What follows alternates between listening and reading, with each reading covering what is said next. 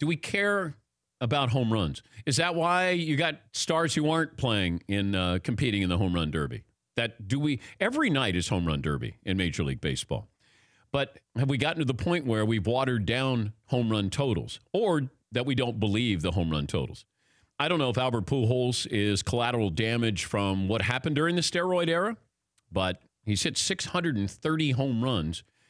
The first part of his career, first 10 years of his career, he was, you'd be hard-pressed to find too many guys who had a better run than Albert Pujols. Almost perfect. And he was playing postseason baseball. He was there when McGwire was there. There was a lot of attention. It's a great fan base in St. Louis. And then, the Cardinals had to be breathing a sigh of relief that he turned down their offer and went to the Angels. And I said at the time, and I still believe it, if they had won a title with Albert Pujols, then maybe you validate that contract. But he's just not somebody you're coming out to see. If the best player in baseball is not bringing you out in droves, Albert Pujols is not. And that's why I was curious why you're going to spend that money on Albert Pujols when you're not going to get the best years of his career, not even close to it. But you're going to be able to cash in on the historical landmarks, the milestones. But we don't care about him anymore. Even when he got 3,000 hits, it was like, oh, okay. Oh, he's still playing. Even now, hitting 2 home runs and talking to somebody who's in the business. I said, Pujols hit two more last night. He's got 630. He goes, I forget that he's even playing baseball anymore. Yeah, Paul. He's only played in 1 playoff series since 2011. That's a long stretch. Is he a victim or a beneficiary of the steroid era?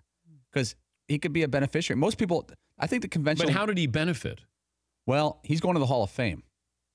First ballot. Yeah. He doesn't get he had his best years in the steroid era. But no one really, there's not a lot of accusations. But he didn't have big numbers. Yeah, he had consistent numbers. He was always like 42 home runs a year, and it fluctuated a little bit. He didn't draw attention to his home run total. Consistency. Yes. So he will avoid speculation and. Well, I think people will always look and go, how did a 13th round draft pick become this great? It's like Mike Piazza. What was he, a 62nd round draft pick? And you go, wait, how did he become a Hall of Famer? Everybody missed on this guy 12 times through, and then finally he got drafted by the Cardinals. I think that's one of the negatives on him, but he doesn't carry a cloud of suspicion anywhere. I mean, not even a raindrop, really, of suspicion, it feels like. I think it's just guilt by association of those numbers have to mean that you cheated. It just feels like that. Because we've been fooled so many times that we're not going to be fooled again. If you said Albert Pujols used steroids, I wouldn't be surprised. I hope he didn't, but I wouldn't be surprised because there are guys that I knew, Jason Giambi and Mark McGwire, that I didn't know were using, and they were right in front of me. So Albert Pujols from a distance, I look at it and go, it's impressive. I just don't know if we've tried to compartmentalize his greatness and say, where does he rank all time now? Because now these are all-time numbers, not just, 500 home runs, to get 3,000 hits and get 600 home runs. And, he's got a 303 lifetime average. I mean, you're in really, really select company when you're hitting for that average and, the amount of home runs as well. Yes, Eden.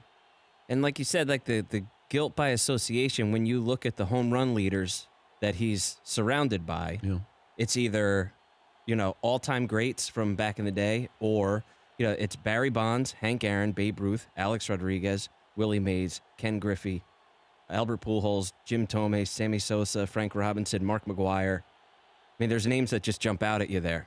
Yeah. And then for the him. wrong reasons. And then him. Yes. Yeah. So he's sort of he's past the steroid era, but he's still attached to it. For more Dan Patrick Show, tune to Audience Channel 239 on DirecTV or download the Dan Patrick Show app.